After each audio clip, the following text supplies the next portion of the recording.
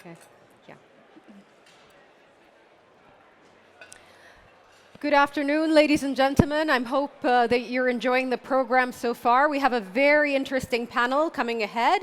We'll be discussing the bumpy road ahead of the EV supply chain. Are you in the US often?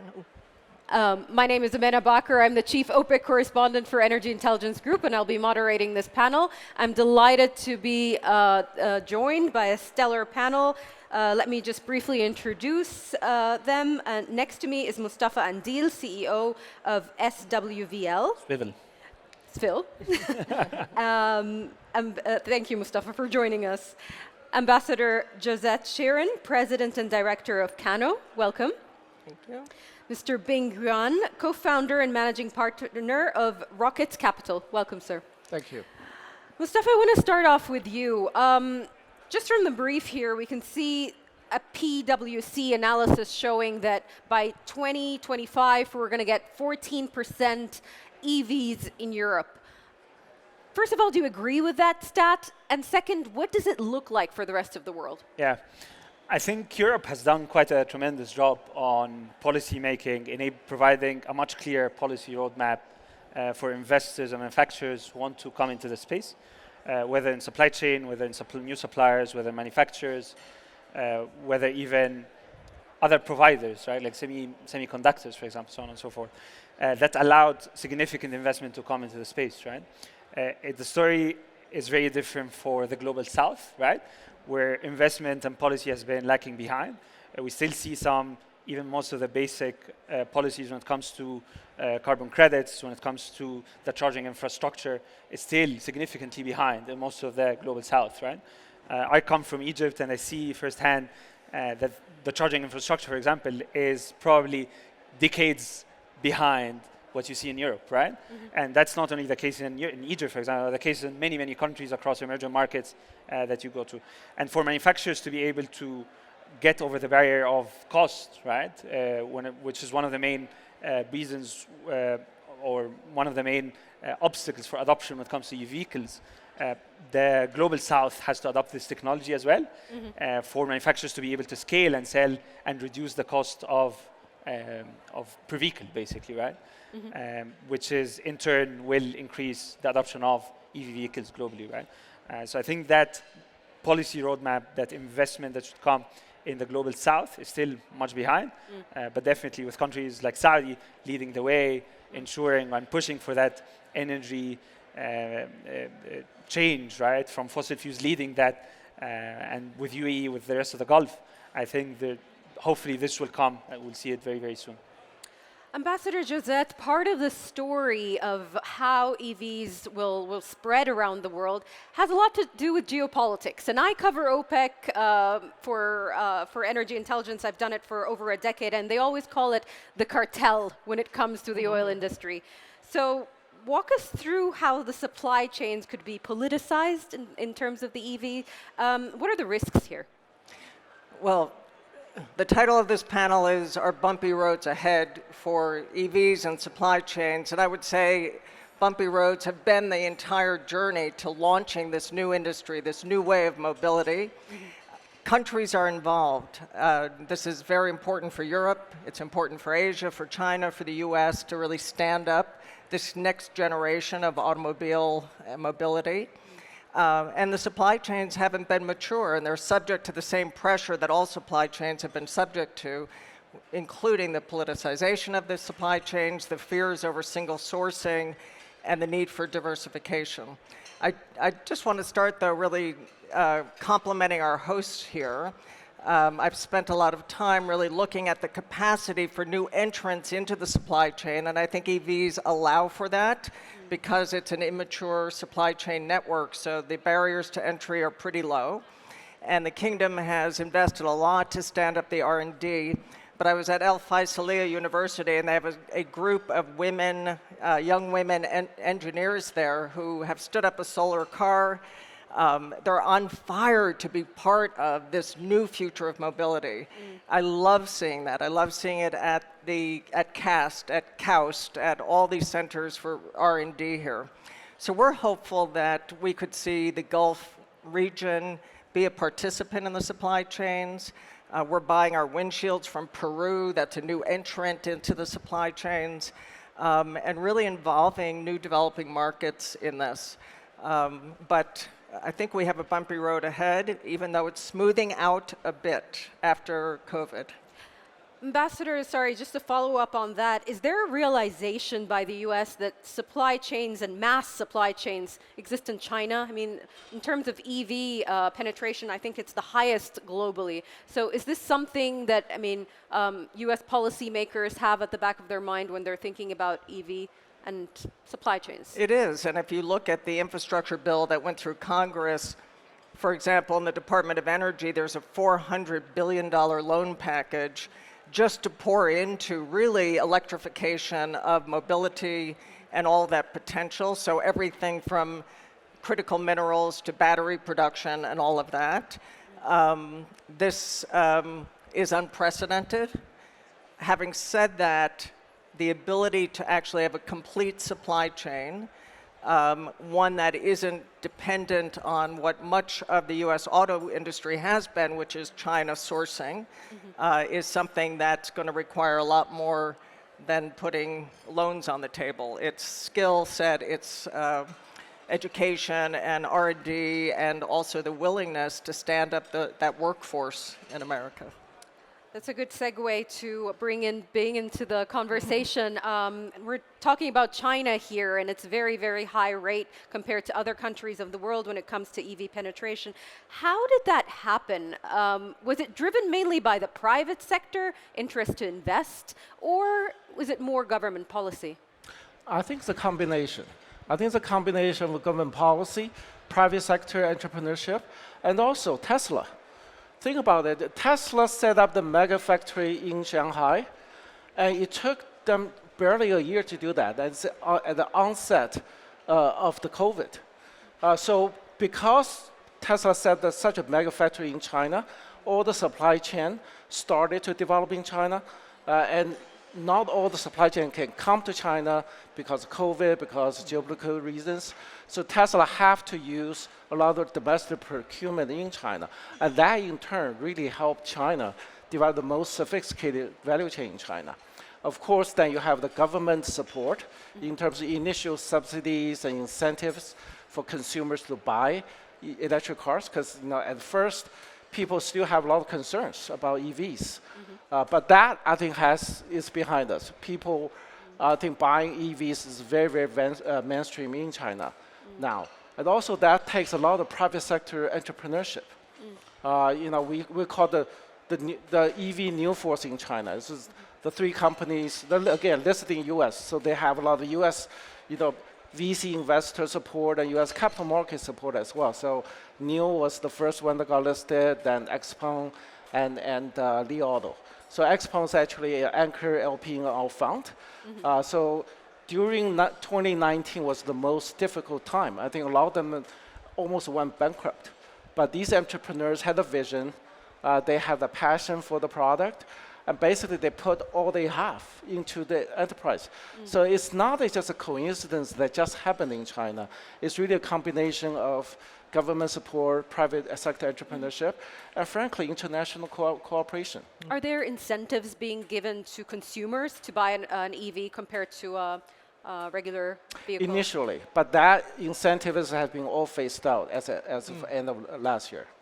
Okay, and do you think that it's required again to go to the next stage where you level up your number of EVs in the market? I think the products offer so much value for money now, you don't need the incentives. So for the comparable price cars, you're getting better functionality, better internal decorations, and frankly, better looks. So you don't need incentive in China now to sell EV cars. Mostafa, better looks, affordability, better for the environment, but it comes down also to infrastructure. You and I come from Egypt. We are very familiar with infrastructure there. So walk us through the investment kind of needed in developing states in the world that would allow EVs to increase. I think before we speak about the infrastructure, I think there's definitely given the lag behind in markets, in developing markets compared to markets like China and the US, for example, I think that still the incentives that were given by China to consumers to buy electric vehicles and the US, I think, is still ongoing, right? Sparked that adoption, right? And I think it still has to go hand in hand with the investment infrastructure, right? Like there needs to be this something that really kicks the wheel, right? When it comes to adoption, right? And this definitely incentives can play a big role into that, right? Other than this, I think this needs to come hand in hand with investment infrastructure, not only in the charging infrastructure that the state should do, but also the enablement for the private sector to do that, right? I think the investments in the grid technologies, for smart grid technologies to manage the loads, to manage, et cetera. We come from Egypt and we see this massive investment in road infrastructure, for example, right? And then the massive investment that's happening also in the electricity infrastructure, right? And the transmission infrastructure. This definitely we need to almost skip that, right? And jump straight into the smart grids that can enable much better load management for the vehicle charging, right? I think there needs to be a change to the building codes even when it comes to real estate developments, right? In the countries, and can almost make it mandatory as part of the building code to adopt the charging infrastructure that can allow cars and in parking lots, in buildings, so on and so forth, to have easy access to the grids, right? I think all of this together, I think a lot of it is mainly policy making, and I think once the policy is kicked in with the right policy frameworks, basically with the right kind of investment in incentives just to initiate the cycle, I think this will go a long way and will definitely enhance because as Bing was saying, right, the business case is there, right? People are just anxious about the price, about the range, and all of these are things that can be solved today, right? Glad you brought that up. It's affordability, Ambassador, at the end of the day. What's going to improve that affordability aspect? Is it better technology? Is it more sophisticated engines, batteries, etc.? What's going to bring the price down? So it's affordability, it's reliability, it's range, it's all of these things that I think the R&D has been improving the scope of those, including lower service and maintenance costs for these vehicles. There are virtually no fluids to change. The maintenance is a much lower burden. In the US, it's standardization also of some of the basic equipment. So if you look at all the diversification in batteries, at some point the market will rationalize. And right now the US government has a competition to choose the battery module standard. My company is one of 2 finalists for that. Once a standard is set, it tends to flow through the industry and help standardize the charging networks and the ability to replace and repair these battery modules, the safety aspects of them, which are a big issue. So I think as we see some standardization in this, what is now really a burgeoning new market, it will help get costs down. But also, I just do want to emphasize diversifying the supply chain and bringing new entrants in.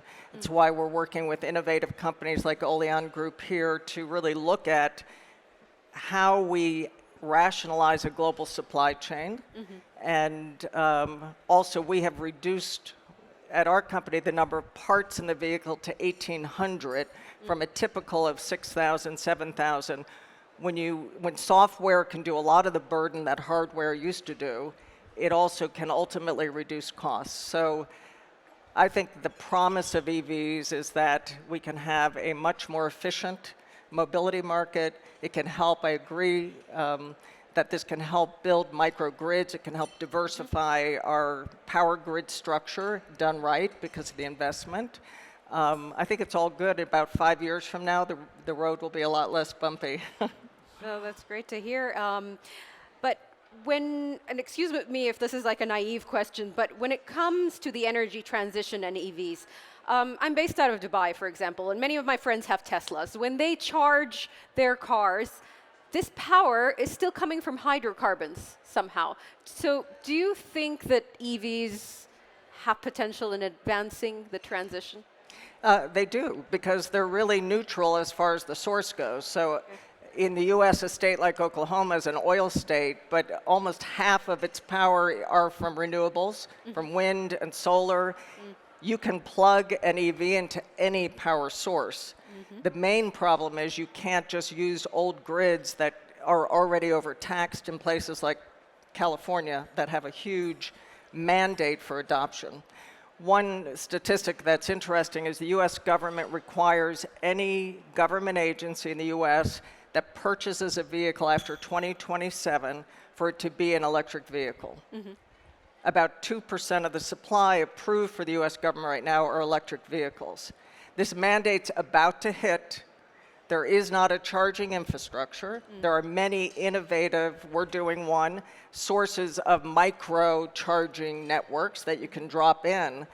But the gap between the mandates and the demands in places like Europe and China and the US and the entire supply chain operation right now is massive, and I think causing some troubles and disruption along the way. Bing, when it comes to autonomous driving, we see flashy headlines from time to time in the news, and this is something that's going to pick up in the future. I want to know what the situation is currently in China, because this is where the trend tends to, happen first. Where are we? Well, it's a reality in China now. So I think before this year, we have highway assisted driving. So basically, when you get a highway, when the traffic is less complicated, you're driving at a stable speed, you can just turn on what we call LCC on the Xpeng system, and then it will just cruise by itself. It's like autopilot. Autopilot, yes, on highways. This year, several leading EV companies, including Xpeng, have rolled out urban assisted driving. So in big cities like Beijing, Shanghai, Guangzhou, and Shenzhen, you can drive city streets without very little human interventions.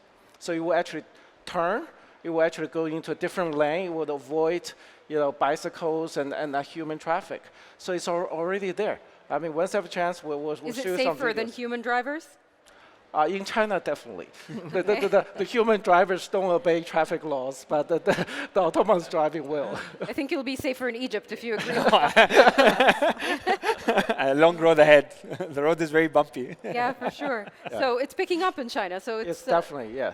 I think you recently saw, I think Niam just signed a deal with Pony Autonomous Driving, which got announced this morning. So they're going to roll out robotaxi in the kingdom as well. So I think we are definitely leading in terms of autonomous driving as well. Excellent. We're running out of time, but I have one last question for all of you. In an ideal world, what would make this EV bumpy ride less bumpy? Can you give me just a few things that need to change? Mustafa. Oh, wow. I think clear policy, I think all across. I think still the market is very nascent. I think policymakers are still finding their ways across into the industry, right? Manufacturers, suppliers, everyone is really finding their ways into and discovering what policy should be in place to do this. Some regions are ahead of others, but I think overall, I think it's definitely a big time investment that needs to go into policy making to enable the growth of this.